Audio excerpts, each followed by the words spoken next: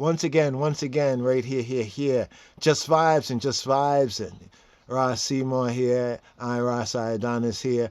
We was reasoning, just vibes in on the midnight unpolished, the alpha omega, the first and the last. Interesting with the toe right there on that symbol. We're not touching on that just yet. Hopefully we can have in studio, with I and I, Ras Elijah Tafari. But here, looking at the first album, and I give thanks, Ras Seymour, for pointing out that this is like the first, album here, and I got to hear a fullness and want to hear more of a fullness of this album. And I'm sure many ones and ones have already, listened, to this and vibes to this, but it's still a groundation here. Midnight Unpolished. So in looking at some of the album covers, particularly the last or the Living Testament, and get a copy, Living Testament, just to point this out to ones and ones so ones and ones can see this. Not going to deal with a breakdown, a build of this just yet, but there's a lot that we need to touch on here. But let's begin where it began, right? Began right here. So here, Ross Seymour, just what you said, share with the people right here. And of course, greetings, Aya.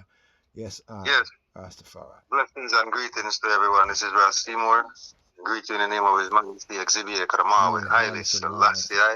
And I salute you when I say Jah Rastafari. Aye.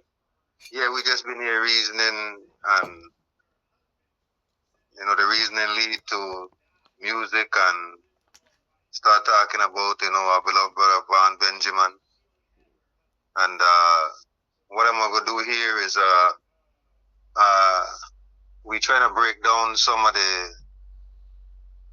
the pictures on here and show where we see certain things as far as the interpretation of some of these artwork. What I would like to do is I just contacted the artist himself, and he's actually up right now. I would like to see if I can get him in on the call, and we could chop this up real quick. So if you would give me 1 second, let me try to get the artist on the call. Yes, I. And we could see how far we could take this evening. So give me 1 second. Yes, I. Give thanks. Yes, people. Stay tuned. Yes, I. Right here. We just had the good just vibes and on, and the brother man mentioned to get the artists in, to really speak, to here we have the Midnight Unpolished, Unpolished album. So we're waiting right now to get Ras Elijah Tafari in for the Living Testament. It's this art that we are looking at right here on the Living Testament album. Can you see? What do you see? As we examine, yes, I, Rastafari, right here. This is beautiful artwork, man. Art for the ages. Yes, I, Rastafari, art for the ages right here. Yeah. All right, we got everybody online right now. Ras Elijah is on the line. Like I said, we here on our recording on Just Vibes In, and we're reasoning earlier. And the reasoning went to a couple places. We ended up in music. I ended up speaking about Van Benjamin and some of the songs and, some of the things we've noticed with the music and the last album. And went back to the first album, which is Unpolished. And we were looking to break down just the artwork on Unpolished and what basically, I was going to give my interpretation of what I saw from looking at the Unpolished cover, and we wanted to get a reasoning on the last album, Living Testament, and I was trying to show, Rasiadonis, what me and you reasoned about the artwork, for the Living Testament, that the different aspects of the album cover. We'll have you go over that in a second here. Now that we're here, I would like to give my interpretation of what I see on the Unpolished. And if Ras Elijah want touch on that as well, we go ahead and then we'll let you break down the artwork and explain to the people what they are looking at when they look at the album cover for Living Testament. Sounds good. Right now for the Unpolished album, which is Vaughn's first album, when I spoke to Rasiadonis about this album and shared it with him and let him know that this is the first album, I told him that when this album was released, it was like a paradigm shift in the art. It was like a shot across the bow, you know, to let the world and the hierarchy know that something in the world has changed. And this is going to be here for a while.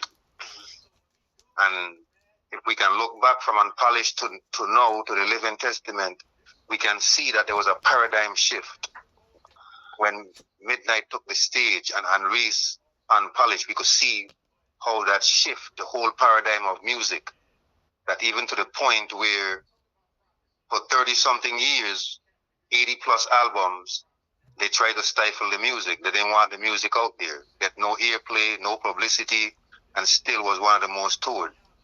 You know, so when the people are crying out for certain things, no matter what they do, they can't stifle what the people are crying out for, especially when they're crying out for spiritual food. You know, they weren't hungry for, you know, for their belly, they were hungry for their spirit, you know, hungry for their brain, their mind. You know, so that's where he dwelled within the hearts of the people. Now, in this first album here, Unpolished for Midnight, in the left-hand corner, you see the eagle. And on the right-hand bottom corner, you see the gun with the red and white stripe, basically like it's representing the U.S. So you have the eagle on one side and the U.S. gun on one side, and then you have the black little boy in the middle with a thorn on his head, representing to me the Christ man in all of us. Not just the Christ, but the Christ man in all of us. And the hourglass showing that we have a limited amount of time, because not only the eagle representing the gun with the stripe, like the red and white stripe, and in the top corner, it looks like you have a jet, look like it's about to crash. In the bottom corner, you have another gun, where it looks like as a black man holding this gun. So now when they say all nations are confederates against us, we are surrounded on all sides. Now, if you look down to the bottom right-hand corner, it looks like hands are reaching up. Yep, you got white hands and black hands. Reaching up, you know? So, there's a full reasoning in this picture where it's showing the main point to me is we're running out of time. And all that is going on around the Christ man is to destroy him. And if we don't come together, we're going to destroy ourselves. And the hourglass is running out. So this is just me looking at this album cover. I'm not saying that this is what the artist intended or what was it's supposed to be. I'm just saying, by me as an observer, you know, somebody might see the same or a little different or see something totally different. But that is the beauty of art to me, is for after the artist finished doing what he does, is for us to look at these things and see what we see out of this, regardless if we get the exact same interpretation the artist wanted us to get. Sometimes what we see, the artist might not have intended for us to see, but is appreciative that we saw what we seen in his artwork, you know. So this is what I basically see in this artwork. And if Ras Elijah want to comment on it, please go ahead, and we'd like you to. Well, I would love to say a few words, Ross. Give thanks. Yes, right. Well, one of the most important things is to understand the context in which this piece was created. And one is to acknowledge first the artist who did it, which is Michael Anthony Brown, who is a serious artist. He went to the Ellington School of Arts. He studied at Howard University. studied at the Maryland Institute College of Art, and what you're looking for is something that is extraordinary, because this is the only cover that's a collage. So you're looking at it as real photographs, like this is a real child somewhere. You know, he lives in DC, which is where I think this first album was created. So the context of understanding the energy of DC, you know, the artist who's Michael Anthony Brown from Timbuktu, living in DC, and then watching the way that the child would be a continual symbol for the Midnight Band that would keep coming forward. Pardon me. Bless. God bless. Give thanks for the love. You know, this piece is it shows also like the courage of being political without apology. When I look at it, you know, what I see is, you know, the paradox. The paradox of the without the youth there is no future, and that destruction of the youth and destruction of the future is what Babylon's plan is. So the very nature of watching, you know, what is midnight if not 1 second? You know, like that's it, a second. You know, not even a split second. You know, it's a second. You know. So what is the first? You know, what is the source? What is the root? Where do we have to keep coming back to? And within that is going to be a Christ mind. And, you know, it's something that we can see that the consciousness of Christ consciousness, which you so eloquently put, Rasi, more represents the all of us, would be something worth observing through the 80 albums and watching the way the Christ consciousness develops in the songs too. So you watch, you know, a Christ child grow into a Christ man, same way. Yes, sir. Yes, sir. No, Unpolished, like we say, Unpolished was the first album that Vaughn did as Midnight, coming out of St. Croix, living in a DC area. And the last album is called a Living Testament. Now, the Unpolished album is the album that was not mastered, and that's why they call it Unpolished. It was not mastered. It was raw in studio, you know.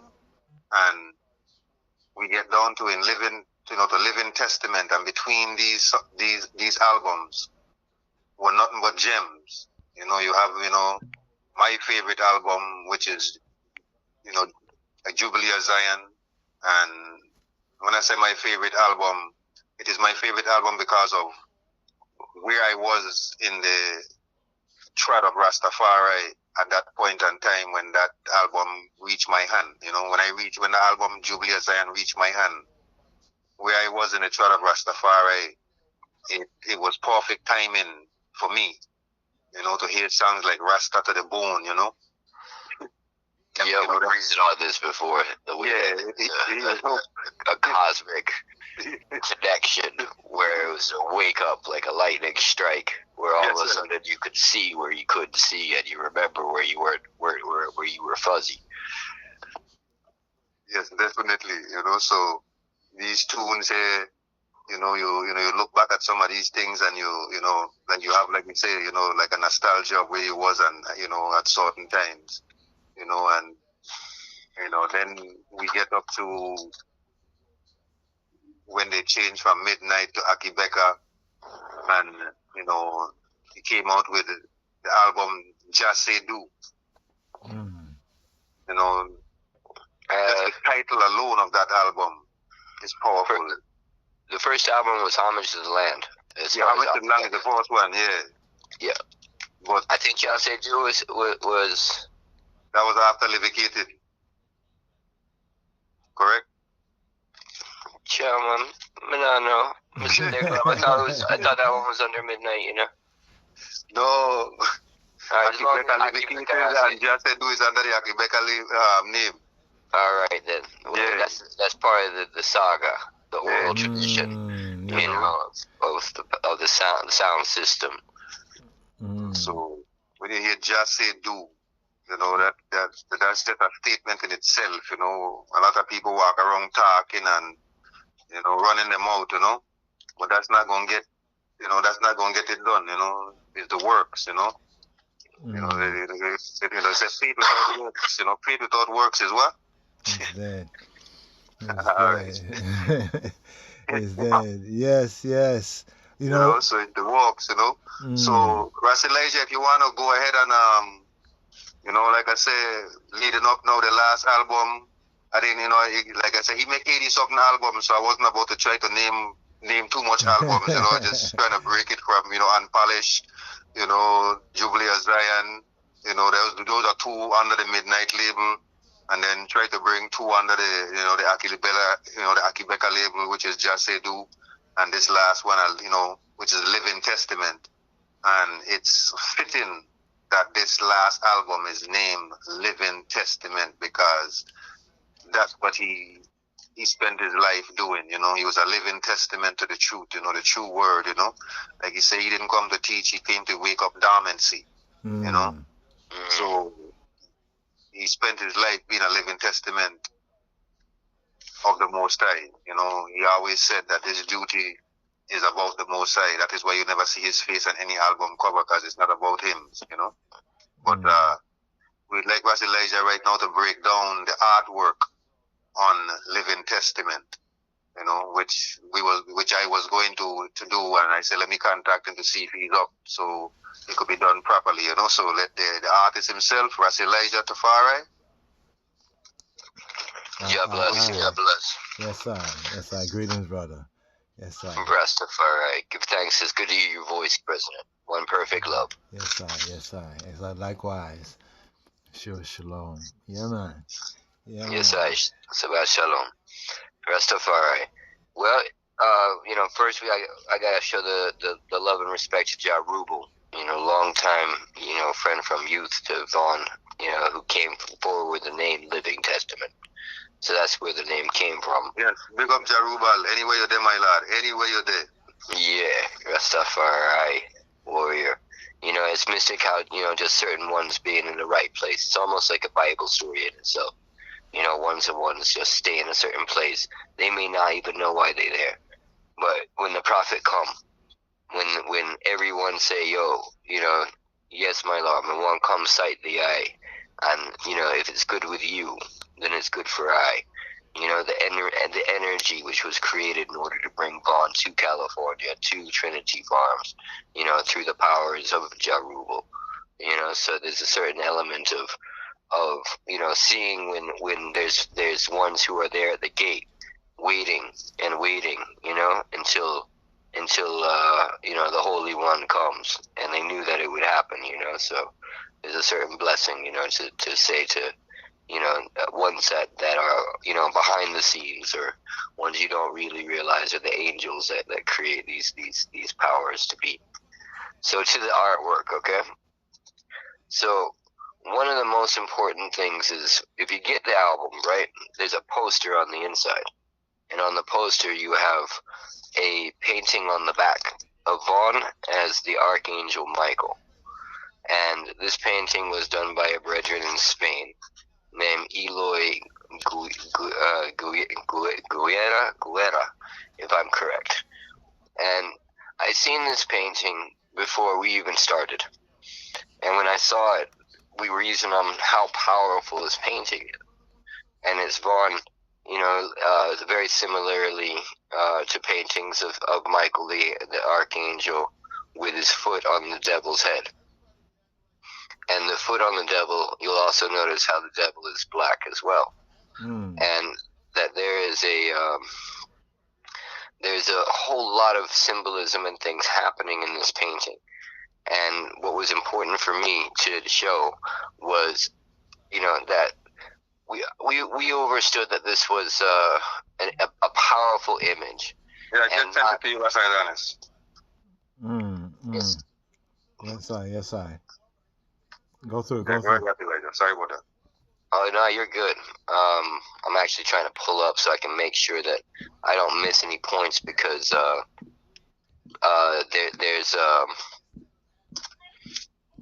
there's so many elements of this that from getting people's names correct to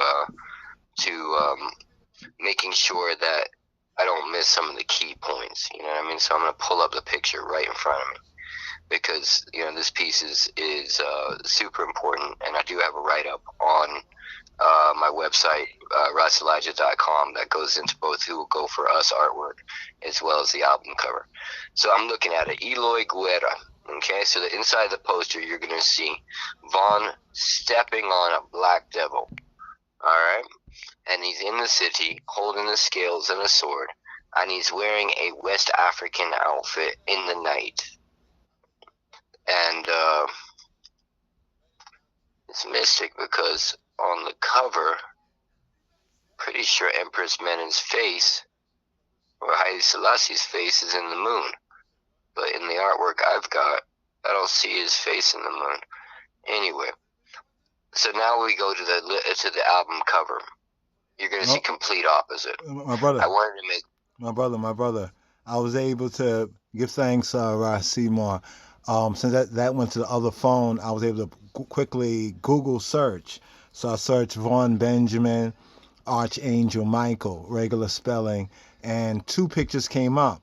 But because you said what you said, Ross Elijah, right there, I'll zoom in on the video, and as the Holy Spirit gives utterance, suggest a name for this, 'cause I like to get this right up for the Shabbat, in this time.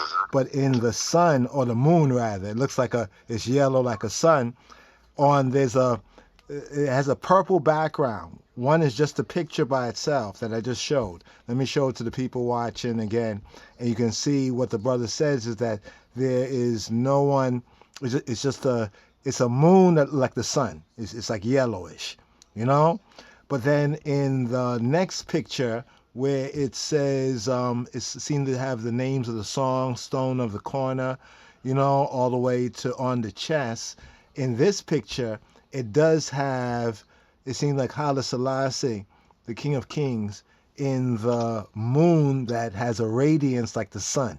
When the scripture speaks about the sun and the moon kind of having a conjunction of some sort. But I just want to point that out, that we have this right here, and people can see clearly there's one version that doesn't have any image within the moon look like a sun, but there's another one which does have it. So the eye is right. The eye. Okay, because when I saw it, I was looking at that when I was doing it because I wanted to make something that was a complementary opposite. That we're looking at a polar opposite, which at the same point is true. So something that could reflect a completely different energy to the point where it's the opposite energy. Yeah, Mom, we're looking at the poster right now. Haile Selassie is definitely in the sun, in the moon. So with I on the cover, right, when we did this one, whenever I paint the sun, it's very important. It's very similar to the way that, for instance, in the Ethiopian EWF video that we saw today about the painting at the Battle of Ottawa, that you won't find anybody in this painting with a side where you don't see two eyes. So two eyes represents righteousness and those who are good, and one eye represents that which is representing of evil. So I'm conscious of that, but also where is the sun? So like the history of sun worship and artwork goes long and deep. So for me to make the light source to be Haile Selassie's face, that the sun is hidden behind him, that he blocks the sun for he's brighter than the sun, but yet he is still the light source in the picture. The second is that the water is predominant in the painting rather than fire, which is contrary to the other piece, that you see the whole scene is in the daytime, not night, that the entire scene is in nature. There's no cities, no buildings, none of that. We do have some things that connect the pieces as far as lightning. as far as His Majesty in the light, being in, but here we have one that's the moon. I'm working with the sun. Everybody in my piece is dressed in Ethiopian clothing, with the exception of Vaughn. And Vaughn in the background is dressed in West African clothing. So you see a balance of the West and the East connected in Vaughn, where you see that he is both in form and in the fact that on the cover, he's got an Ethiopian shama cloth around his neck, but he's still wearing the fisherman cap, which is also symbolic. So, these things were part of the intention, including the number of the 7, the symbol, which I think that Rasiadonis is probably the best one I should go into, because this symbol is still a great subject and mystery and has a great history. But in essence, the meditation was completion. So the continuation from the ancient to the new, from the east to the west, from the modern to the traditional. That it's not an ankh, it's representative of the symbols that Christians in Ethiopia get tattooed, symbolizing completion. That nature of completion is represented in the album itself, as far as its completion being its finality and what was said. But further, we go into ascended forces. So we have the disciples and watching Christ rise and ascend from the rock. We have and the blood go down into the water and purified, through the water, through baptism. We have Enoch moving through the whirlwind and the spiral, or the cone, which is Enoch backwards. And that this is a continuation from the first AKAE BEKA album of understanding the way that Enoch moves in the artwork is through a cone, through a whirlwind. The connection between Elijah and Enoch was made in the album, and so you see how they cross paths, and Elijah's in a chariot of fire in the back. The symbol of the S is symbolic of a number of things, including the Amharic symbol of what would be seen as W, which is an S sideways. But the level of how we see the creation of Superman, while we meanwhile have His Majesty in real life, and that we are watching, one that's real and one that's fake, that are being thrown into the vision of Babylon and the worldwide audience. Even the positioning of His Majesty was to make it so that the flowing red cape and the chest of the king would penetrate the viewer. And the holding of the orb and scepter and having the king and queen together, is a particular energy in which we're watching, again, a perfect balance, but one that fits into a Trinitarian format, where we're watching all of them in here being both, especially the ones at the bottom, children of the king. So you have that man, woman, king, queen, and child, perspective, but also the prophet, priest, and king. We also have the Trinity of Elijah, Christ, and Yeshua. When it comes to the archangels, you'll notice there's 6 instead of 7. And that's so that ones can put together. The last archangel isn't up there. He's got his hand on the rock, which is, again, contrary to having his hand on the scales. His hand is, with the rock, and the other hand is holding the incense. So, here we have, smoke and offerings rather than swords and scales. And of course, his rock is the rock His Majesty, stands on and is. Can you speak of the importance of the dropping the book, the dropping from Enoch? it's important to remember the Book of Enoch that was brought to the earth was given by angels and written by the angel Uriel. So when it comes down to the archangel Uriel, this was the one that took really as the author. You know, Enoch is a bystander in the book, pretty much. Yeah. I had to flow around to, as the I was narrating and describing, the artistic significance, right there. I'm looking at I see the 6 angels, and you said the 7th is not there. Whereas the 7th, the 7th is Vaughn slewing the devil, or Vaughn there underneath the sign of completion with his hand on the rock. So in a lot of ways, like it's an interesting element in this album, is to have the suggestion and the commentary of Vaughn, or should I say Akabucca, and Michael the Archangel. And the oath of Akabucca was only given to this particular archangel to carry. We don't know of any of the others. We know that Michael went to battle with Satan and was defeated, and he came back, and that the oath of Akabucca is also a tattoo. So the very nature of watching that Akabucca and Michael the Archangel are tattooed together. This oath is Michael's oath. So the very nature oversing that, like, or understanding that, you can't get Michael the Archangel without Akabucca. It's not possible. Slow that down. So that also means you can't get Akabucca without Michael.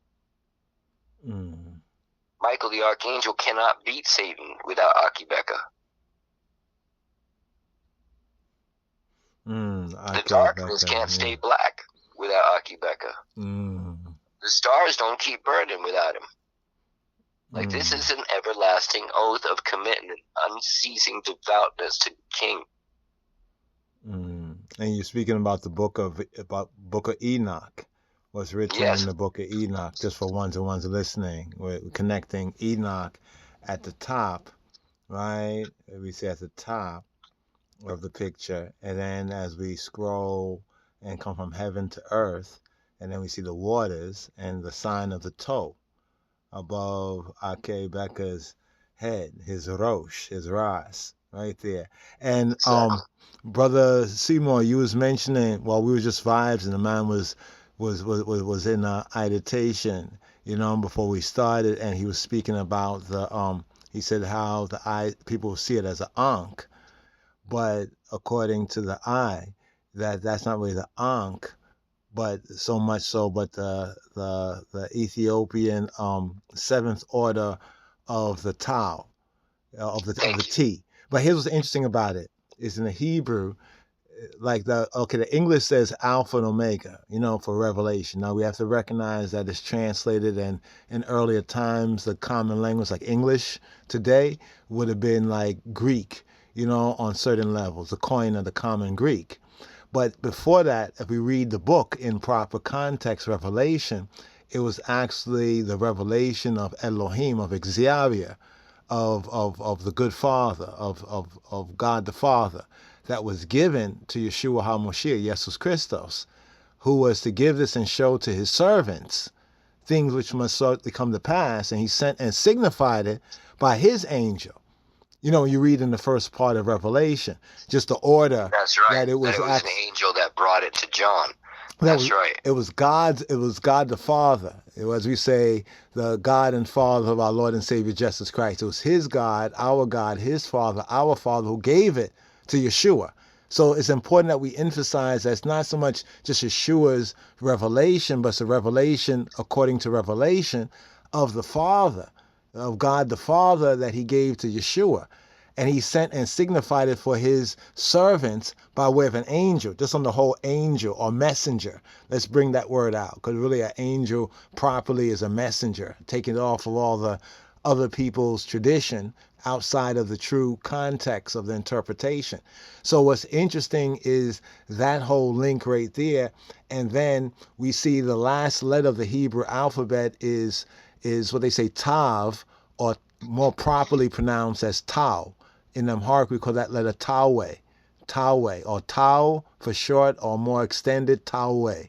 The Tawe is the T. So Hebrew has it from A to T, or from Aleph to Tau, Aleph to Tav.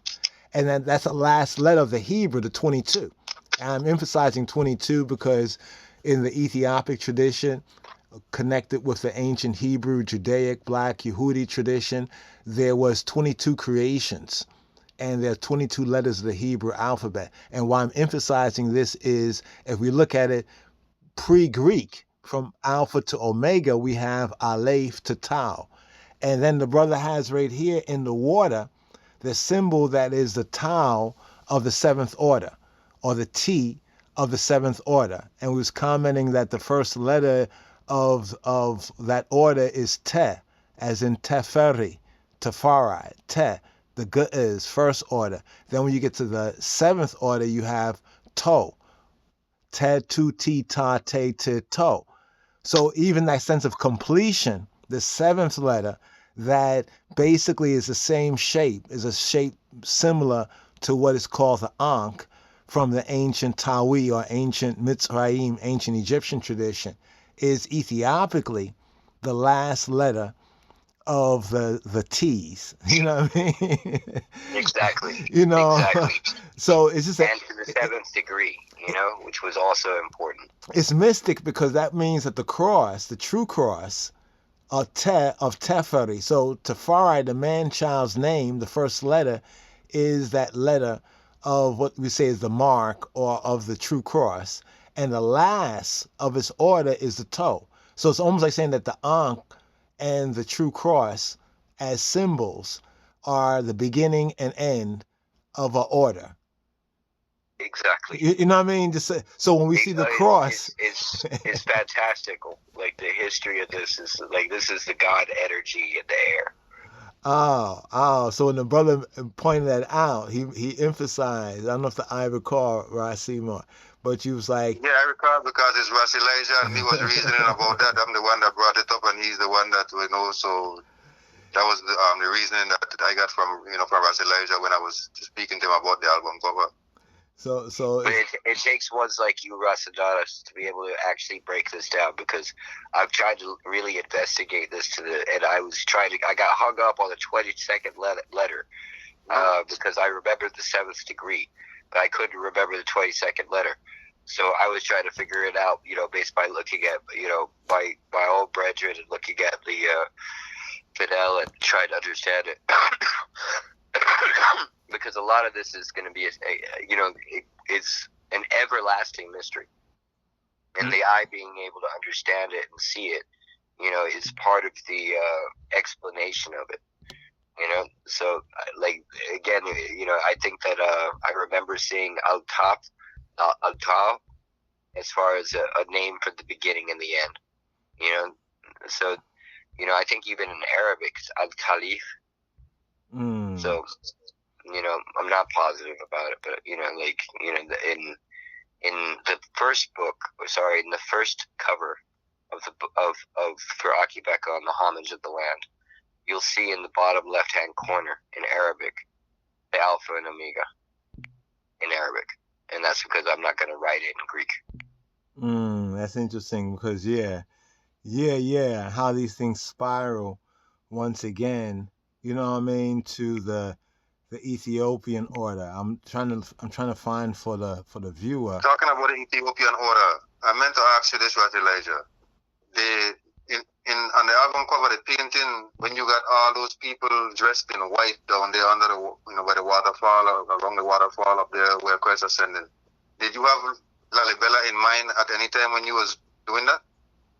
I did, except for the fact of the baptism, but they're all jumping into the water to get baptized together.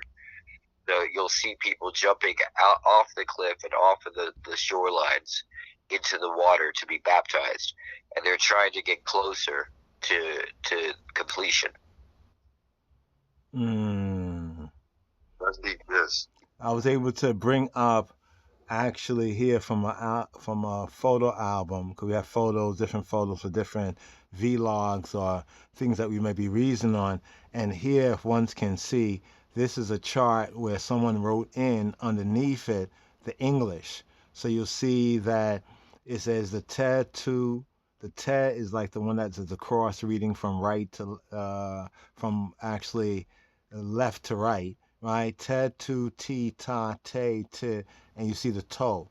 One just for one to see right there, the to, the toe, and that's the shape right there. I can't get it any larger than this, but just to kind of show ones and ones, you know, what we're speaking of. And when the brother said, when you said you couldn't get past the 22, I mean the 22nd, and that is actually the top.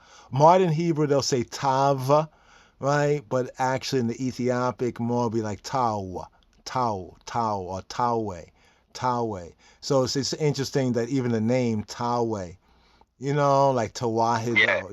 you kind of hear that sound, though they're not etymologically related, but phonetically, you know, the phonetics. Yeah. You know what I mean? Like bata way, you know, like there's a, you know, like a Yahweh, like a, Ah. you know, it's a mystic thing, because even when I hear it, I hear Tao, like the Tao.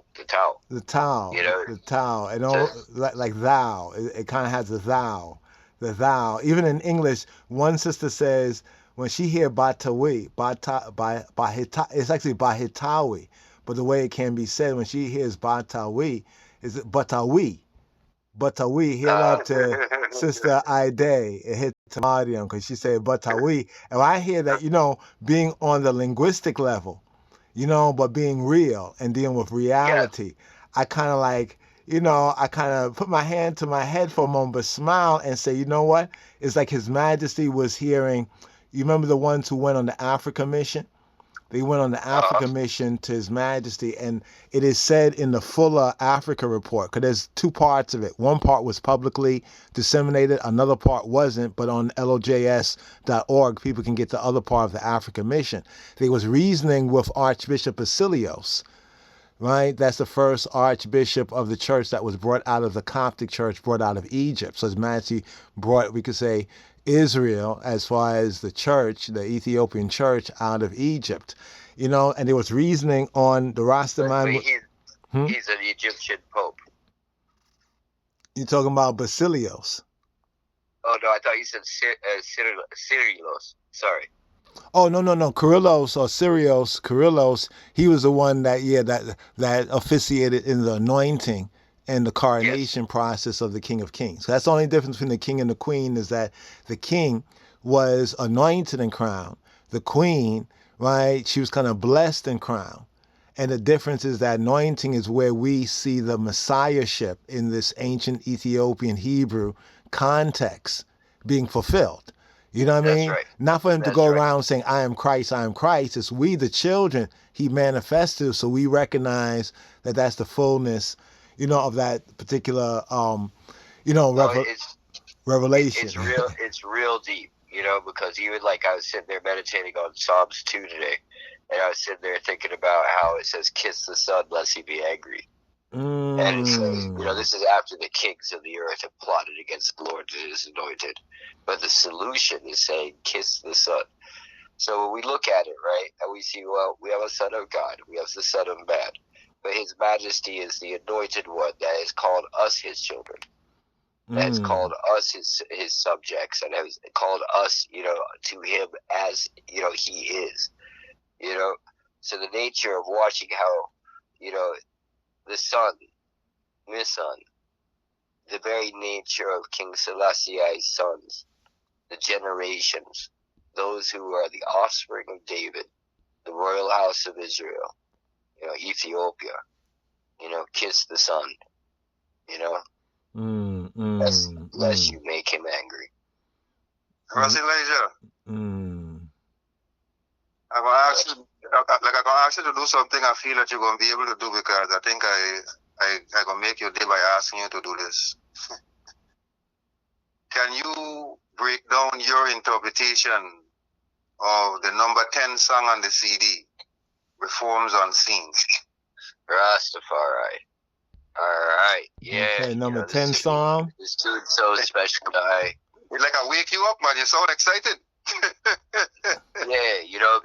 Yeah, this tune right here, it's a mystic thing because it's a personal thing. You've been working with INIs and same with the Rasiadonis with Reform the United Nations now. And, the very, focus of the mission was one which was on His Majesty and His Majesty's visions of speaking on, the supreme challenge, that which will have, the greatest benefit for mankind, So the very nature of watching the call and the word sound that came from Vaughn, that, a lot of time, I'll be honest, I was digesting what he was saying 5 minutes before. So when he's saying certain things, I still learning more and more stuff. But Reforms Unseen has a lot of different commentaries about a number of things. But one of them is the social imbalance, the governmental imbalance at the highest heads, those who are fighting, to control, the powers of the earth, the throne of the earth, the ones who want to be the kings of the earth, and how they control, to the people to decide who gets to eat, who gets to work, this is all about sanctions. This is all about food. So there's a certain element of His Majesty's Reforms Unseen and how they bothered me too, and they bothered Vaughn. That these things are showing on a massive level the eagle, the dragon, and the bear misusing their power, and it's suffocating the poor. Africa, Asia, South America, the Middle East, all of us are under the colonial oppression of these powers, especially through the veto, So there's a certain level of seeing, that when Vaughn sang the song, when I heard it, it felt like such a confirmation, that what we're doing here is something that, is in a greater vision, because this is a very difficult thing, and I can tell you that if we think something, it's going to get picked up. We put out something over and over, it's going to be felt. And this is a subject which it has to get burned into the minds. You can see clearly what's going on with the world calling the United States to a UN Security Council meeting every week. And every week America makes it so the people can't get food and water. And then when I sit there and talk about Putin, all of these people make the entire world international order look defecated on. This is an insult to the world. It's beyond democracy. It's common decency. And what we've watched is this pattern over and over again.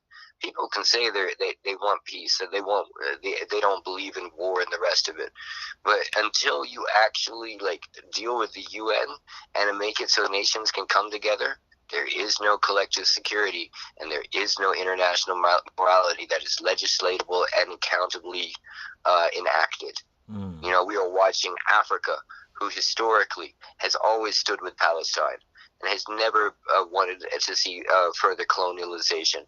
Africa has stood against alignment, period, with America, Russia, or China. They have voted as a bloc, as 54 countries, usually the same. They want to talk all this negative about Africa. Watch the way Africa really does deal with things and the power of standing together, because Africa, in its unified general consensus, whether it be about Ukraine or anything else that's Western, they don't want to deal with it in their continent, and they do not want to see colonialization. And that this struggle in what we are seeing, is something where Africa's in the thick of it. We're in the thick of it. So the very nature of us as a young people in Africa, realizing that reforms are happening. They are both unseen happening, and there are also reforms that we are not seeing that need to happen. And that Africa, in its own manner and way, this is why Israel wants to try and get into the African Union and have its influence in Africa, because it's a voting bloc. That whether or not we have a veto power, we stand as 54 nations. And if you don't listen to us, you look stupid. You look like a bully. You look like you're ignoring black people. You know, His Majesty set it up so that we would have this independence. Yet we're not fully independent because we are not economically nor militarily absent of any drone war campaign that the West wants to infiltrate. And we need to have the courage of those within the Battle of Ottawa to stand up. You know, and the best way to deal with it nonviolently and through reason, because all wars start with words and they end with words. Let's just get right to the words, you know. So, you know, there's the war in the UN. You know, if they had listened, they would have saved themselves how many people being bombed? Their own personnel? How many thousands of people and soon hundreds of thousands of people starving? We're already seeing children dying of starvation now. You know, this is something where, again, because they didn't listen to His Majesty, we're in the same situation, in mockery of international morality. Throne of David, in the form of David. That's interesting how Revelation reveals that righteous ruling, and in his times, though there were still wars and certain things or conflicts and wars going on, it's nothing compared to the spike from like 74 to now. You know the spike in war and bloodshed. You know what I'm saying? And there's no restraint. You know, it goes back to how Thessalonians talk about almost he will let until he's taken out of the way. And then we really see the Antichrist agenda coming full and strong as we're seeing today. But there's still the choice factor. One still have a choice factor, you know what I mean? As grace, the period of grace is coming to the judgment. You know what I mean? You know. That's right. You know, I mean, let's look at this brother Aaron Bushnell, who lit himself on fire in front of the Israeli embassy. Now, it's a very serious thing. This isn't suicide. This is a protest. I had to sit there thinking long and hard about this, right? This man make a will and give all of his savings to the Palestinian Children Relief place. This man help refugees and the rest of it, you know? Like, you know, poor people, homeless people. Man is there caring. He's very calm when he walked up and put gasoline on himself, but he was in an American uniform. You know, when you see soldiers kill themselves because of their guilt, when you see soldiers light themselves on fire and pronouncing their guiltiness and that they don't want nothing to do with it, you're watching an empire falling. You're watching people within the military say, I am a person with a heart, and I will not allow the image of America to be tarnished by its leaders. You know, like, let's look at this from someone who despises the U.S. military, who despises the beast, despises the capitalistic agenda of resource grabbing in order to just destroy and control. You know, let's look at someone who despises these people. And you see this man say, I'm going to do something that's going to shake the world. That's the president and the world is going to see in my uniform. And I'm going to do it for the children who have nothing, who are under rubble, who are being denied the basics. You know, there's a certain level of understanding that I could have hurt somebody. I didn't. You know, that my life is not mine.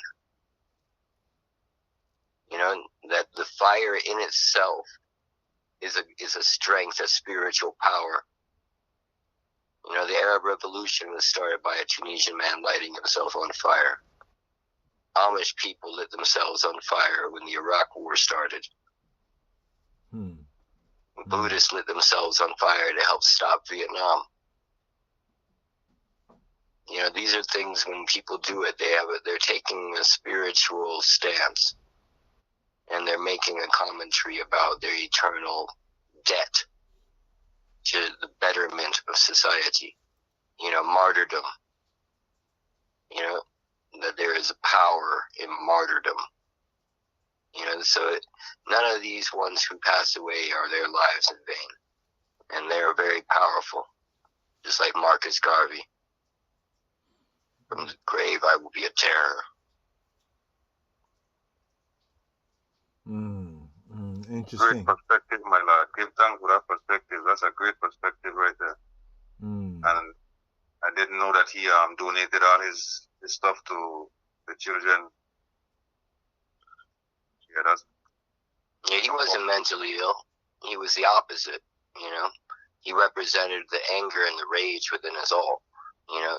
And again, it's like until we see the United Nations, which is a body of biblical proportions, get themselves in order where we can stand up to the white man equally, not less or more or greater than, and have the same equal say, you know, we will be a mockery, and the U.S. will continue to exert a pig-like domination over the world.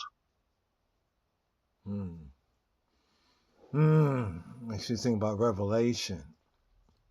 You know, well, we were speaking about this earlier, Seymour, like who can fight with the beast, like who can fight with the system. You know how Revelation speaks that. You know, I think it's important in bringing the justice about to keep the truth and the protests and the whole thing about fighting with the beast system. You know what I mean? Is there fighting with the beast system, or is the beast system bound to destroy itself and to cause that anger? Like when you look at Revelation, it's like the beast actually goes against itself. You know what I mean? It's what they call it, the commercial Babylon, a political Babylon is the commercial Babylon is attacked. You know what I mean? And this is what we kind of see going on. It's in Revelation, but just what you're saying about the frustration, that leads one, you know, to some solutions that may not be the solution of many of ones and ones, but you really have to kind of understand what motivated that. He's a soldier. You know what I mean? So he's already has taken lives. You know what I mean? You know, for his country or for the army or whatever, the military. But in this case, instead of taking others' lives or attempting to do so, he took his own life. You know what I mean? What sort of a message does that, or should that, and would that send? He brought humanity back to America. Like for the rest of the world. We can't just, how can we say anything negative about the U.S. military?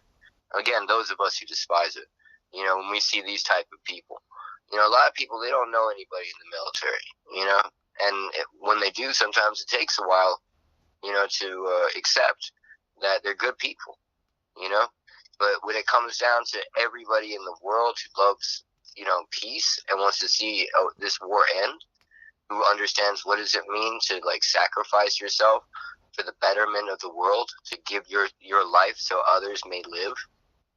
I mean, this is a very deep concept that what we're watching is this type of frequency, you know, echoing so that, you know, there are doctors right now that are operating while being shot at, nurses that were working and then are being shot at. You know, that there are snipers shooting people who are just walking out of hospitals. There have been over 120 reporters that have been blown up and killed. These people understood what they're doing. They are asked repeatedly, "Why do you do this?" You know, you're probably something can happen. Yeah, you know, true. And the question is, what would happen if I didn't do this? You know, like you need to ask, what would happen if there wasn't a doctor here? What if there wasn't any nurses? Even if we don't have anything, at least we've got some knowledge. At least we can be a clear head. What else can I do that's better than this? You know, these people ain't got no homes. They're sleeping in the hallways and then going back to work. You know, for the last couple of days, we've seen a massacre of 100 people just because they wanted food and water. Dead. 750 people wounded. You know, just because they wanted food and water. You know, this is something that, again, Christ threw the fucking tables up, seeing the evil of these Jews in when they were simply robbing the people with money. How do you think Christ would feel? How do you think Christ feels? I'm telling you, if you know, if you think I'm angry, you should see how angry God is. That moment of Revelation again, where it says, "And the sins have reached up to heaven." If it's all about sins stacking up, how high do you think they are now?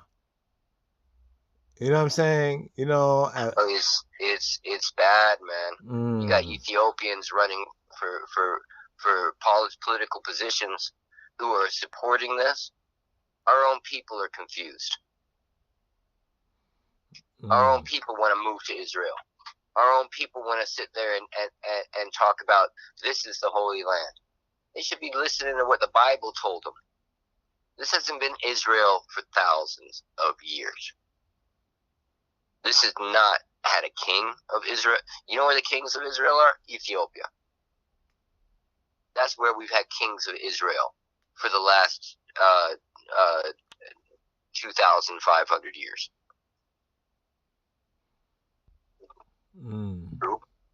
Yeah. That leads to even the next thing that, you know, we're gonna begin to reason and, you know, interview hopefully with certain ones over there, because we get to hear interesting like perspectives.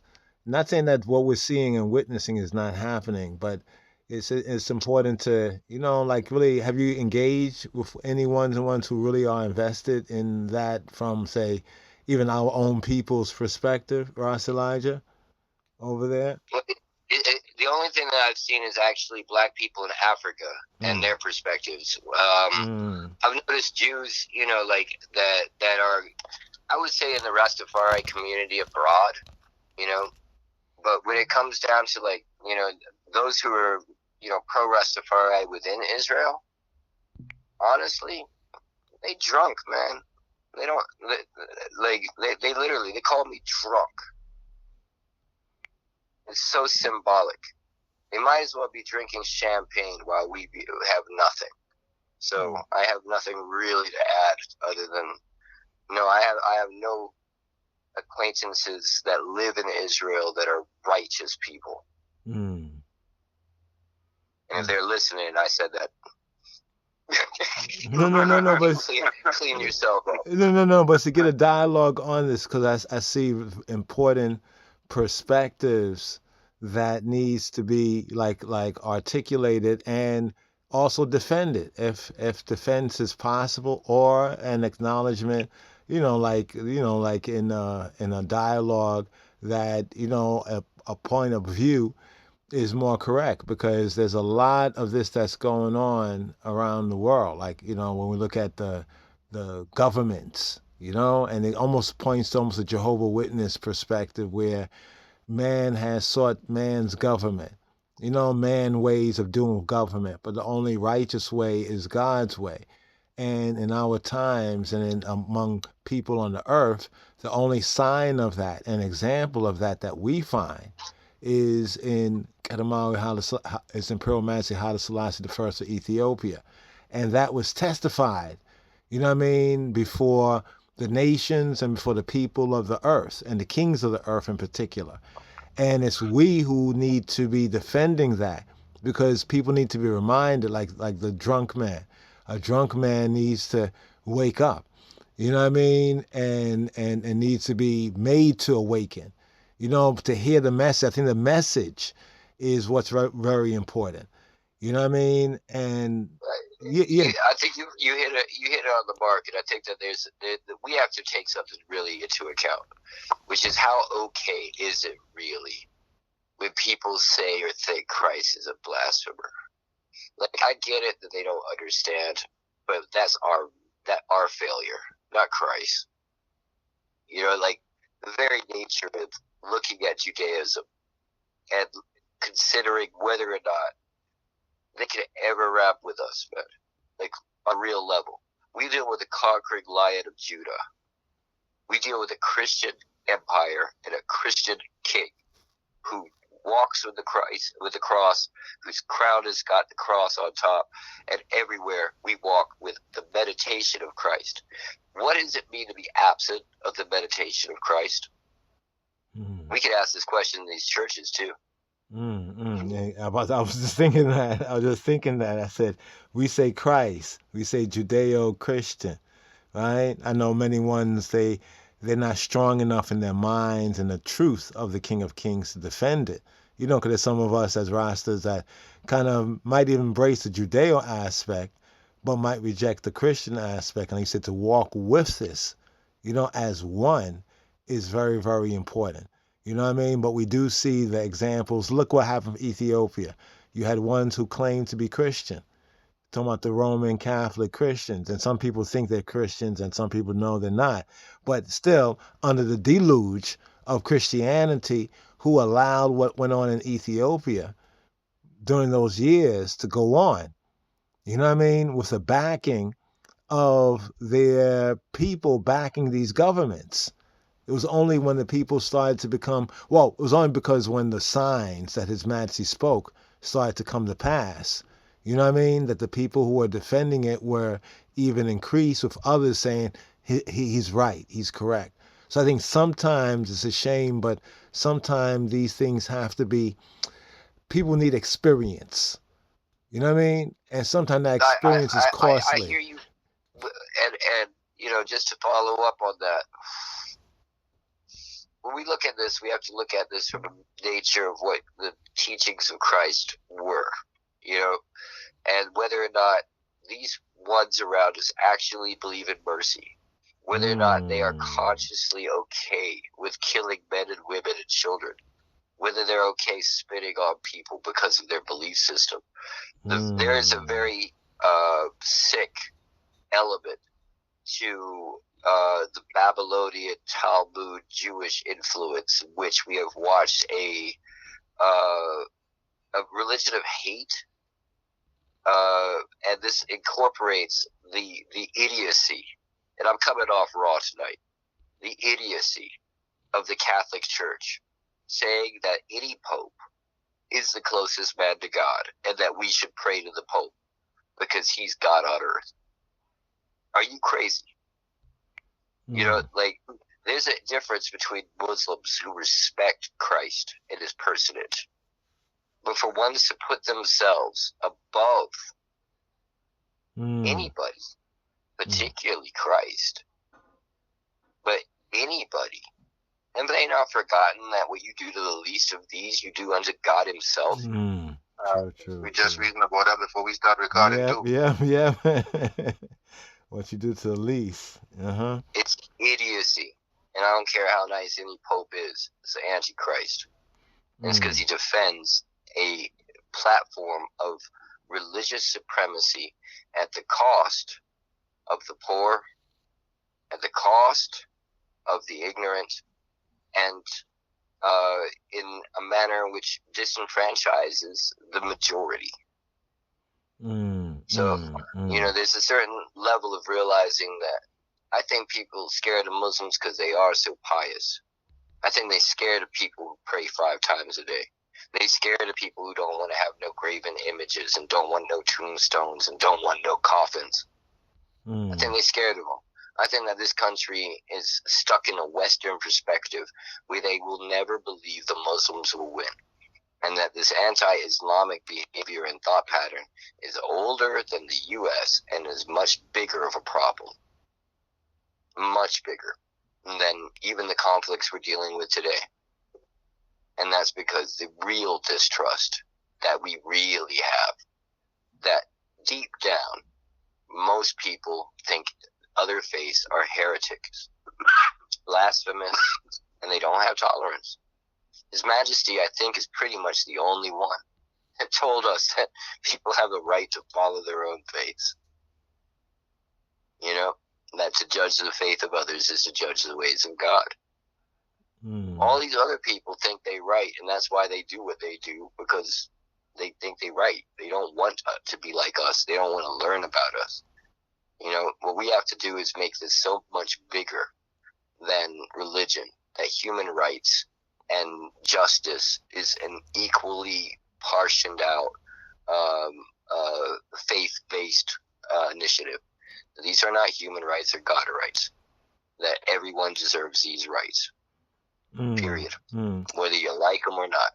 That's interesting. I don't look at the conflict or what's going on, not to even call it conflict, but to find the right word, as being a religious thing.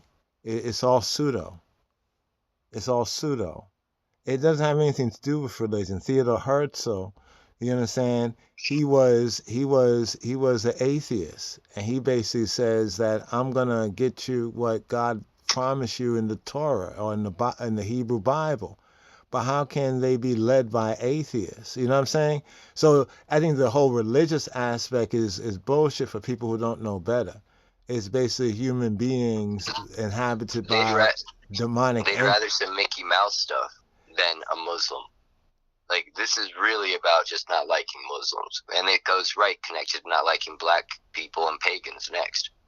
I mean, when we really look at this as attacking indigenous people. Or it's not liking Christ either. By the ones who did what they did in Christ's name. That's what I'm saying. It's not even, I don't even see this as a Muslim. I think as a human being thing. You know what I mean? You know, as a human, they're using these things as a cover, as a kind of a smoke screen. You know what I mean? This is as a smoke screen. I agree with you, but what I'm talking about is why we are in a dilemma. And it's a dilemma that we as Ethiopians are in too. We have, you know, the idea of a Muslim leader over Ethiopia, yet, you know, Ethiopia wants to say they're democratic. You know, like the irony of having a country that's, you know, 50% Muslim, but this idea of a Muslim leader will not be acceptable. Just like you're not going to have a atheist president. Okay, how about this? How about this? How about this one? How about have a Christian Ethiopian Orthodox Church in Saudi Arabia? How would you view that? Why don't the Ethiopian Orthodox Church have one in Saudi Arabia? It's different having a mosque in Aksum and a church in Mecca. Those things are two different topics than having somebody who's born a Muslim, you know, just like the majority of people around Haile Selassie when he was born, and that they would have the right to be able to seek a democratic seat in the highest office. But in His Majesty's government, that wasn't really, is testified that wasn't so, even though Muslims' rights were observed as human and civil rights in Ethiopia.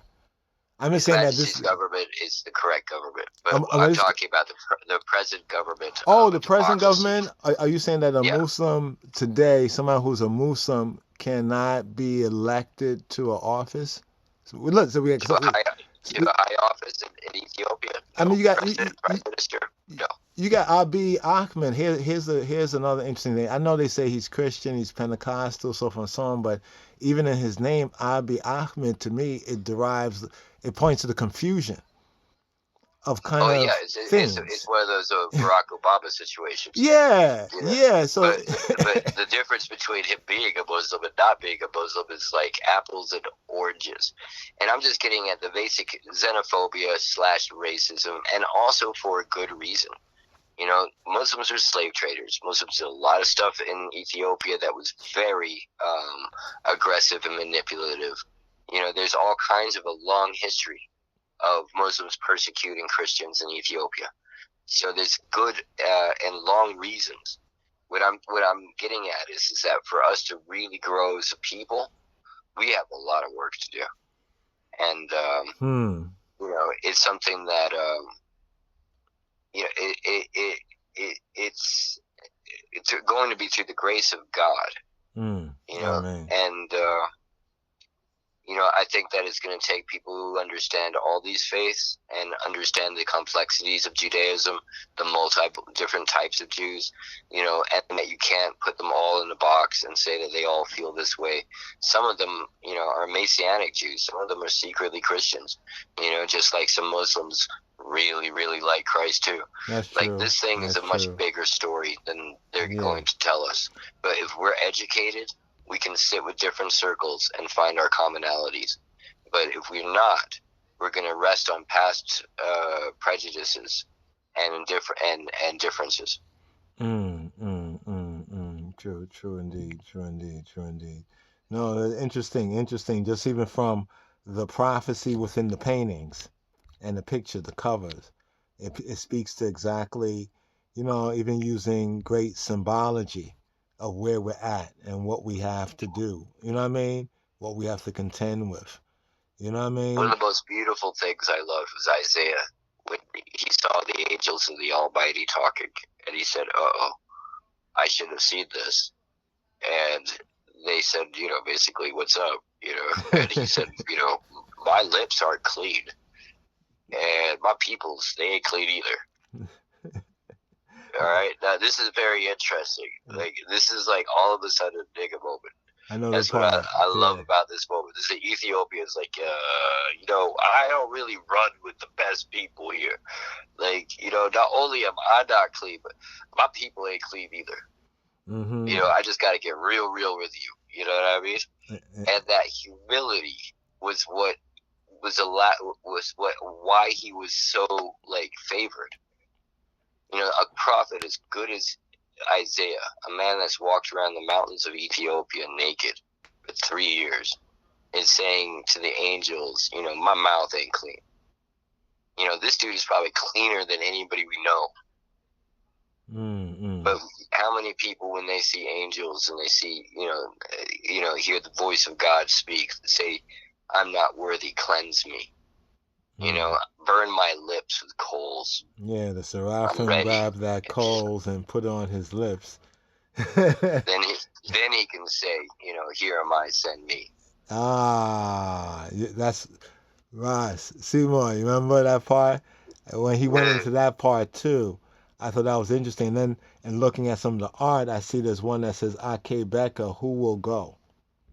There's that part right there, and then Ross Elijah, you just gave the people the background. Exactly.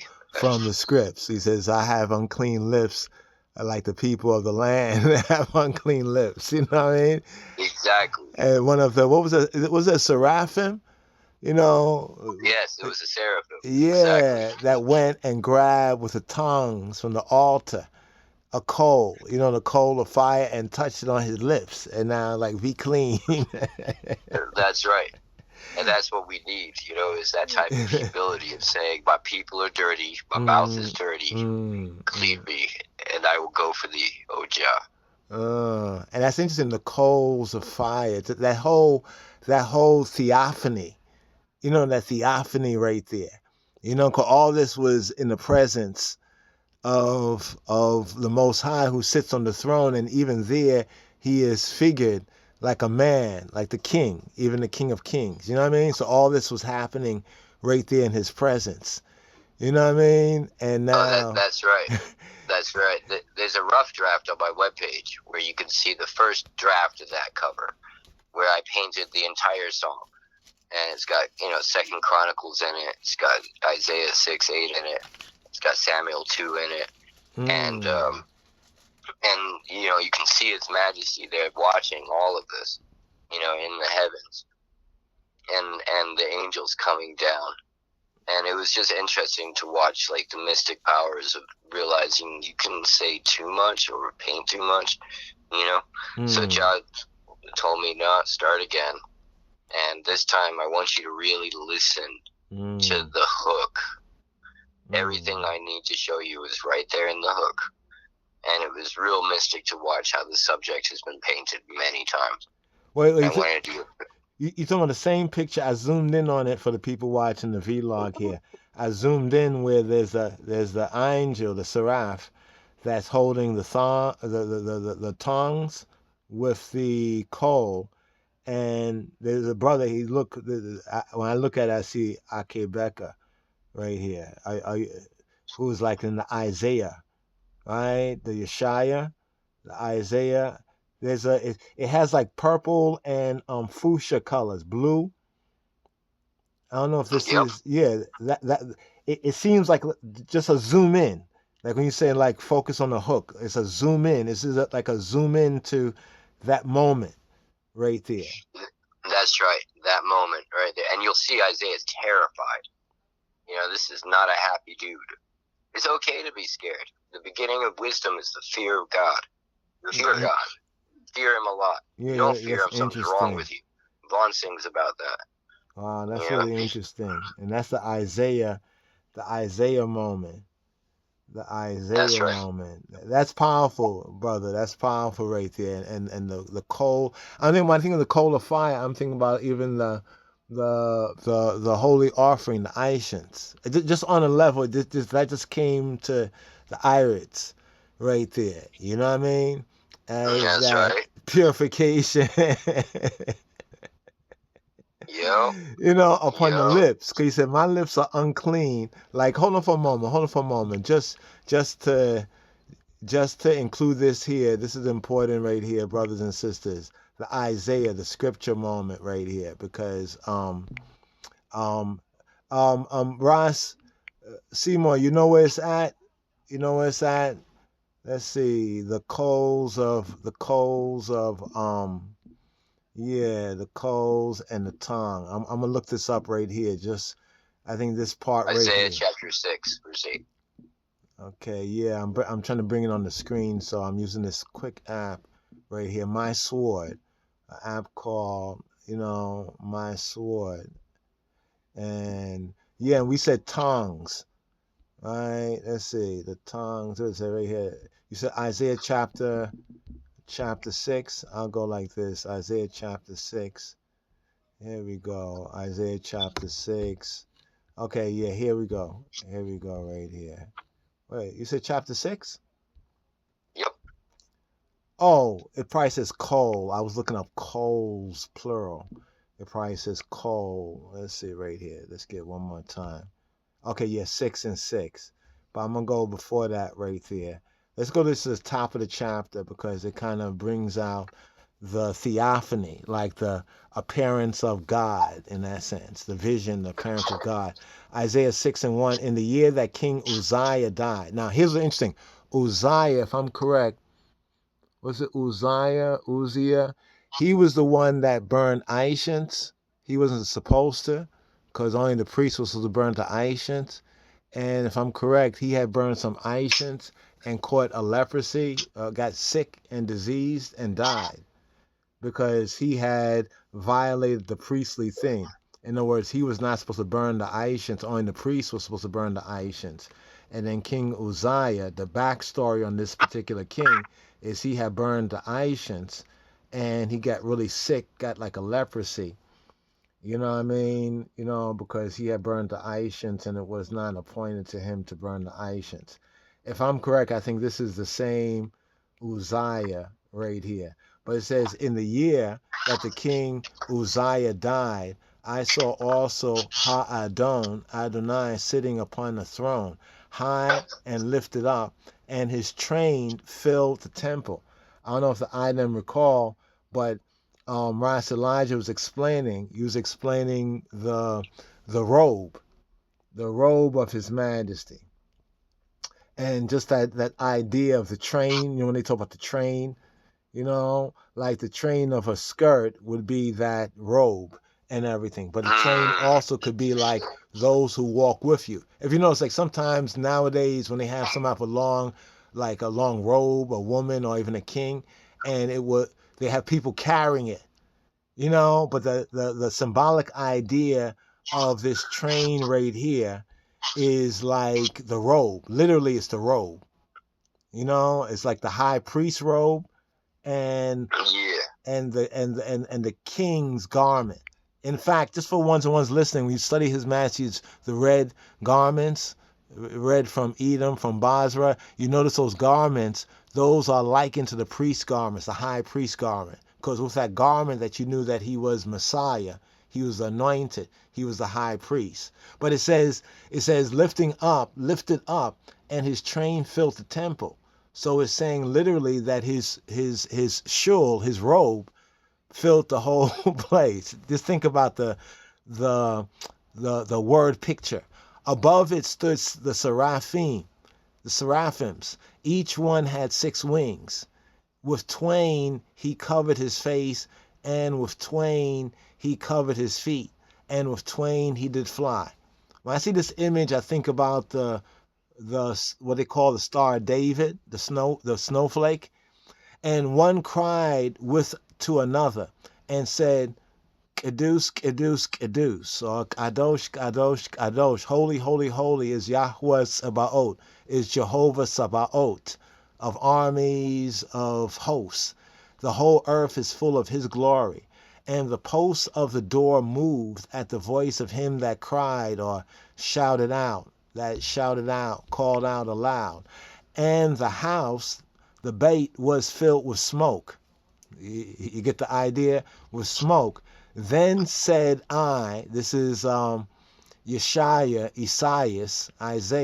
Then said I, woe is me, for I am undone, because I am a man of unclean lips, and I dwell in the midst of a people of unclean lips.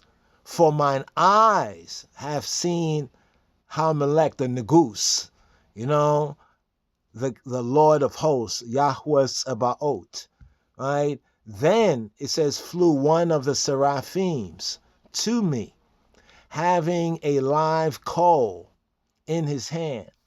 He had taken with the tongs from off the altar, and he laid it upon my mouth and said, lo, look, this have touched thy lips, and thine iniquity is taken away, and thy sin, thy uckery, thy sin purged. And I heard the voice of Ha-Adon, of Adonai, saying, who shall I send, and who will go for us, for I and I? Then said I, here am I, send me. All right, and then this verse 9 here says, he said, go and tell this people, hear y'all indeed, but understand not, and see y'all indeed, but perceive not. I want to pause right here because this part is linking with Yeshua, Jesus, what he said also in, I think, Matthew chapter 13. Make the heart of this people fat and their ears heavy, and shut their eyes, lest they see with their eyes and hear with their ears and understand with their heart and convert and be healed. Chan.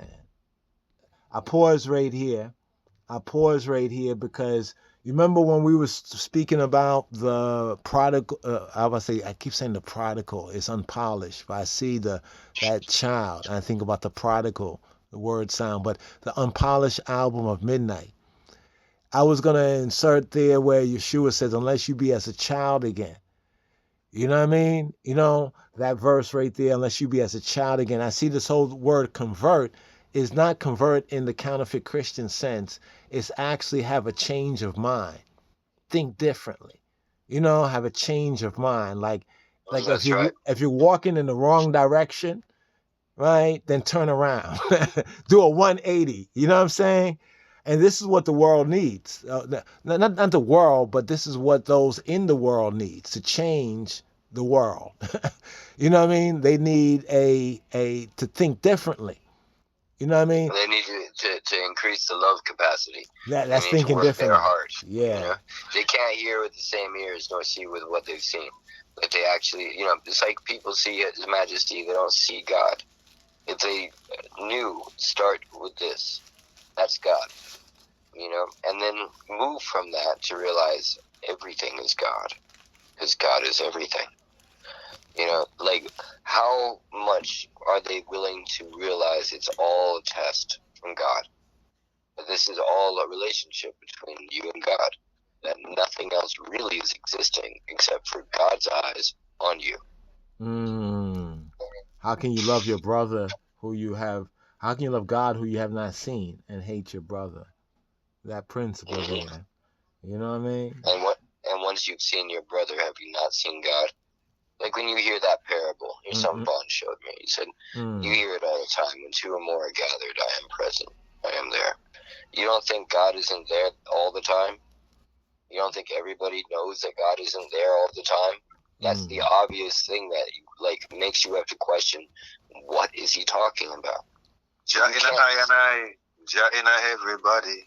That's right. The eyes are the window of the soul. You know, the very nature of looking at this is you can't see yourself when you're by yourself. But when you're with another, you can see yourself and God. You can look right into the eyes of God, see the face of God. It's right there, present. That takes us to the beginning again. That takes us to the beginning, unpolished. You know, takes us to unpolished because of what is said about becoming a child. I want to share this with the brother in them right here. Just to kind of like the Alpha and Omega, you know, or the Aleph and the Tau. If you go to Matthew 18:3, it says, and Yeshua said, verily, or truth, I say to you, except y'all be converted, in other words, have a change of mind, think differently, and become as little children, y'all shall not enter the kingdom of heaven. You know, people think the kingdom of heaven is up in the sky, but the Our Father prayer tell us, thy kingdom come, thy will be done on earth as is in heaven. So it's really that kingdom of heaven is that which we have to manifest here. That has to be manifest here. It's a mystic thing for any of us who've gone to Ethiopia. The first thing you notice is you feel like a child. And as soon as you realize you can barely operate at all, you are a child. You don't speak the language. You can't even say, where's the bathroom? You don't know where you're going. You need someone to hold your hand. You don't know how to count. You don't know if you're getting the money back. You don't know how to go to the store or how to cook or go to the bathroom. I mean, I had to ask, how do I go to the bathroom here? Because that hole does not look appealing.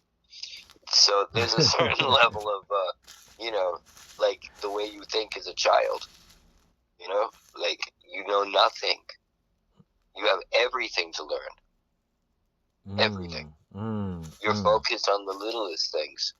I need to understand how to say, I need to go in Amharic.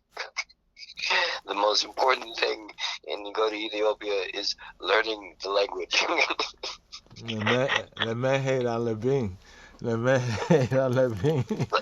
Like a little child. What to eat.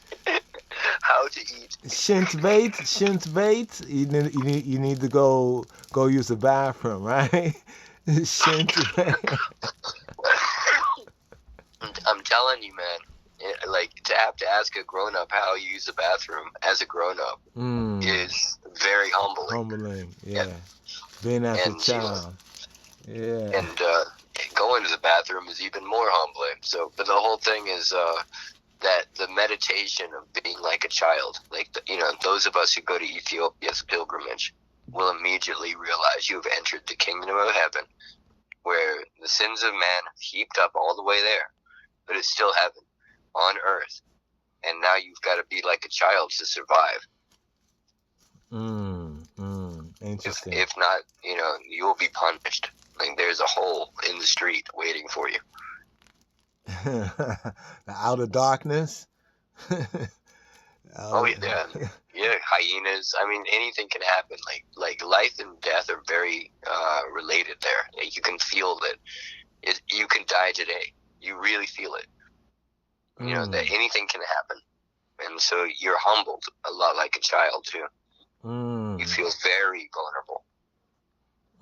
That's interesting, and I noticed something I didn't notice before. At least I'm more conscious of it. The same verse, Matthew 18:3, he says, and become as little children. You know? He says, become as little children. That's right. You know what I mean? It's interesting because it says become as little children. He didn't say become as a little child because he's speaking to more than one. So it's almost not to say like, yes, we can look at the individual, but it's really the I and I. You know what I mean? And we should help That's right. one You another know, to become as little children, because it's like a ye entering in. You know, like people think about like it's a me entering in, but he didn't say me, he said ye. You know what I mean? You know, like that's right. We all gonna go through it. yeah, like as a All of the same collective. stuff. Like when we go as a people, Mm, you know, to try and settle in Africa, it's gonna be hilarious. mm. Because my proof about this right here, we probably gonna pick up on this another time, y'all willing, but was something that I read, right, from my Ethiopian Hebrew, Judah, Judahite. You know, people say Judaism, but we say just Judahite. You know, where it said about the days of heaven on earth. You know, because people have this kind of, they're not understanding the parable. You know what I mean? There's a way people speak. You know what I mean? And I guess sometimes it gets a little confused and everything. But here is Deuteronomy 11:21. Now, here to the Israelites back then, he was saying, well, if you do this, right, basically it'd be like heaven on earth.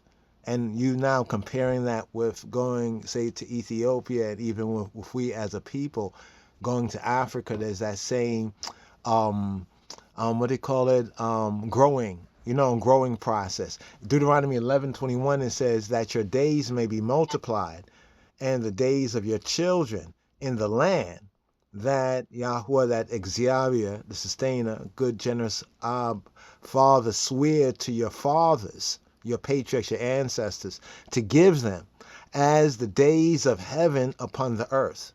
That's the part I just want to zoom in for ones and ones to meditate on, as the days of heaven upon the earth. So when we say that heaven actually is to be on earth, it's not like the sky is to fall on the ground, so to speak. You know what I mean? But that perfection, that is above, must be so Yep, below. you that's know? right. So I just want to find this verse here as the days of heaven upon the earth. The days, the days, like day, like today, like.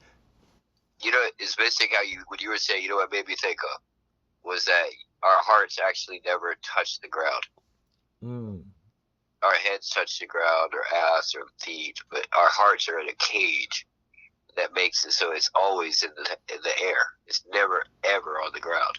Mm. So, like, the length of heaven on the earth is the length of your life and your heart. You know. So I was just sitting there, and that's what came to be when I was hearing it. Was just realizing that, that it's encapsulated. You are the bridge between heaven and earth. Yes, yes, yes. And this is why the teaching of His Majesty is important, because when you look at the full of that chapter 11, he basically is telling the children of Israel, who will be a sign for humanity, that if you keep these words in your heart, like in verse 18 it says, therefore you shall lay up these words in your heart and in your soul and bind them as a sign upon your hands, that they may be as frontlets between your eyes and your frontal lobe and your consciousness, where a lot of violence comes from frontal lobe damage, people say. You know what I mean? But the words of His Majesty, even laying those words up upon their hearts, reminding them of this. And then if they do bind these words, you know what I mean, for a sign, and keep them in their heart, ultimately, and teach their children, they will create those days of heaven upon earth. And that's the whole mission. You know what I mean? But the enemy seeks to cause confusion and distraction and a counterfeit. You know what I mean? A counterfeit message. You know what I mean? This is why we have to keep with the true message of the King of Kings. And I salute Run, Reform United Nations now, and keeping the words, right, in their hearts and souls and binding them, but also to remind humanity of them. Because otherwise, he says, if you don't do it, it's a destruction. Like Revelation talks about. You know what I'm saying? So it's a choice factor. You know what I mean? The choice factor. That's right. Whether it's going to be heaven upon the earth by the true teaching and practices, of true humanity, or ignore those to one's own peril and cause hell on earth. You know what I mean? But what I'm trying to say is that even if there is an after this life, like people believe and say, you have to recognize that it's just a life where the decision is made. You know what I'm saying? It's mystic because, I keep thinking about the anatomy of the heart the more you talk about it, and how, like, the Most High dwelleth in the hearts of man, but the heart is not like some sort of soft spot. It's courage. You need heart to make it. What we're calling on is people that have heart. Not just to remember God dwelleth in your heart, but without God in your heart, without courage in your heart, what are you? And so, it's something about, realizing, again, we have a work to do here. That man's heart is not well, and therefore, like, the temple isn't well, like the element of the blood, isn't running properly, so we have a work to do, It's a work where only God is going to really do the work for us, and we've already won. Because us, again, like, look at the heart. How can they not have, like, God in there somewhere? It wouldn't run if it wasn't there. So it's like, goes back to Isaiah. It goes even back to the worst of anyone we can think of, right? Like, that's why Jah would choose these ones. It's because what else do they have but God? Where else are they gonna go? I mean, like, just think about it. Like, if you were, like, someone who had born with no legs, and you're a midget, and you're poor, and you live in a very poor village, what else you gonna do but give thanks and praises and the best you can, and laugh and exalt God even more, What else is there?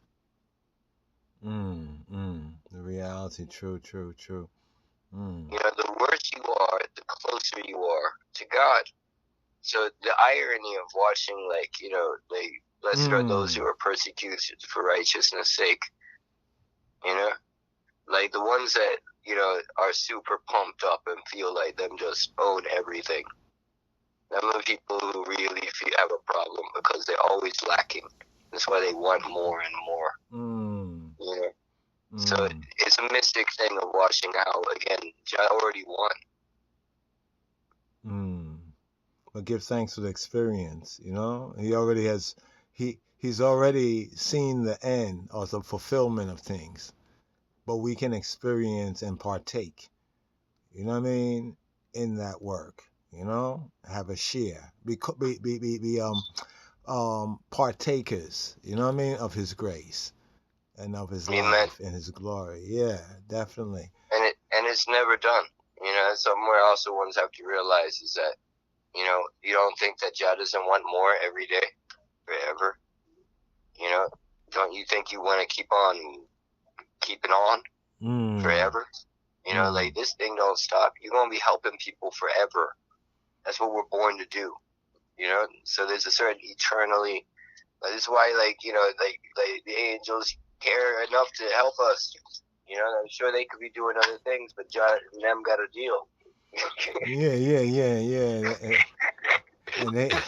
And they inquire into this mystery too. To see That's right. What it's nothing but a ball of love that go on. It's love that made the universes and to keep things running. If it didn't love itself, it wouldn't keep itself. For He so loved the world, that He gave. He gave, you know what I mean? So let's continue to give that which is good, as our Father gave, you know what I mean? And don't forget God, that first part, God so loved the world. People always talk bad about the world, Let's start right there, that God so loved the world. That's a powerful three words, Don't forget, God loves this world.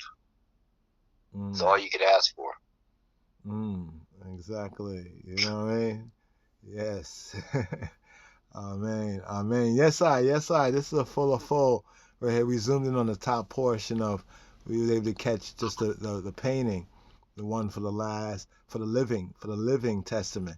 Wow, that reminded me of the brother's book years ago, The Living Testament of Rastafari. Yeah, just a recall to mind, but the Living Testament here. The heavenly view, and I see where you have the line of Judah also, like the constellation. Yeah, man. Artful. You know what I mean? Multi-layered. Yes, I. Rastafari. We're planning out the cover for the dubs, and Oh, we're looking wow. about how to make a celestial continuation of the piece. Yo. And just have a heavenly story. Yeah, that's a height. That's a height. We want to do some more work on, the witness of the stars, seeing how the heavens tell this story in a proper interpretation of the scripture. You can see the story, and if you can be it, and in reality, you know what I mean? It's like the heavens on earth. You know what I'm saying? That's a good meditation. I would love to explore one. Always got to put the Sirius constellation in there, and I've done that on a lot of the other paintings, but not on Living Testament. And the other one, explore some of Saturn's rings. And bro, I have to say, I know I mentioned to the brother, but it was about how Cyrus, they say the dog star, right? Mm-hmm. And what a Sirius. Curiosity we see, Sirius, you see with the little dog Lulu and His Majesty. You know what I mean? There's a mystic there. There's a mystic there in that on earth that kind of reflects on the heavenly. Just want to reason on that, maybe at another time in a fuller fold, but just share that kind of word sound. You know what I mean? As Sirius goes around, you know what I mean? The little dog of His Majesty. You know what I'm saying? Well, it's definitely a serious meditation, and I look forward to reasoning on that one in depth. And I'll pull out some books and refresh. Yeah, man. Definitely, man. I would love to have that reason with I. But yes, the item, just seal up right here. This is a full, like the alpha and omega. It's interesting. It's kind of like, and everything between. It's really everything between, you know what I mean? To see that progression, from...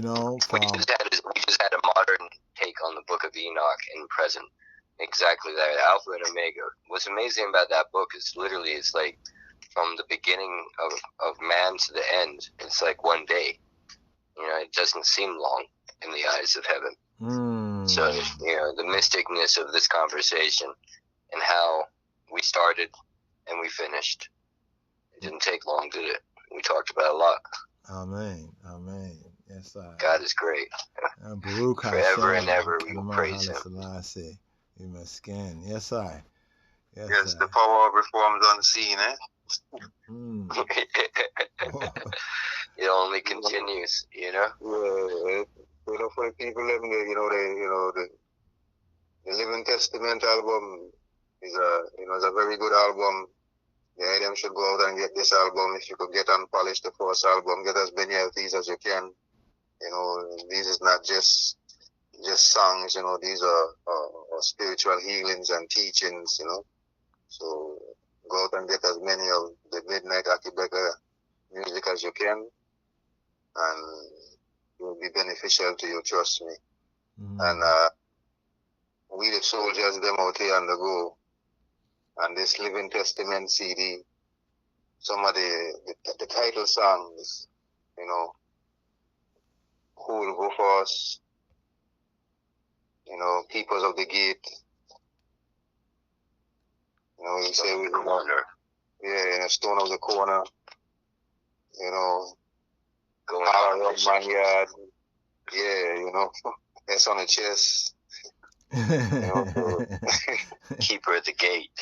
Yeah, Keeper of the Gate, And we the soldiers like we going on a mission because we got the aim and key. We holding the aim and key, so we going on a mission, So keep the live coal, keep it burning. Keep the coals burning, you know what I mean? Yes, the love. So Yes, I. We give thanks to Rasiadonis, Tafari, for his presence this evening and just vibes in. Yeah, man. Yes, I just vibes in, my lord. Yeah, we do just vibes in, and see where the thing take us, and this was a beautiful reasoning, I get to sit back a little bit and you know, and take in, you know, some powerful reasonings, you know. So I do appreciate the eye, you know. We'll do this again in the near future, you know. So we give thanks for all the listeners as well, and we bless you in the name of His Majesty Exhibit Kramawi Haile Selassie. I salute you. And I say, Jah, Rastafari. Yes, I. Yes, I. Yes, I. My Lord. Yes, I. Nagu Salam and Yesu Salam. Yes, I. Rastafari. Yes, I. Give thanks and praises, my lords. Oh, Blessed one and all. yes, I. One perfect love. Lords and ladies. Yes, I.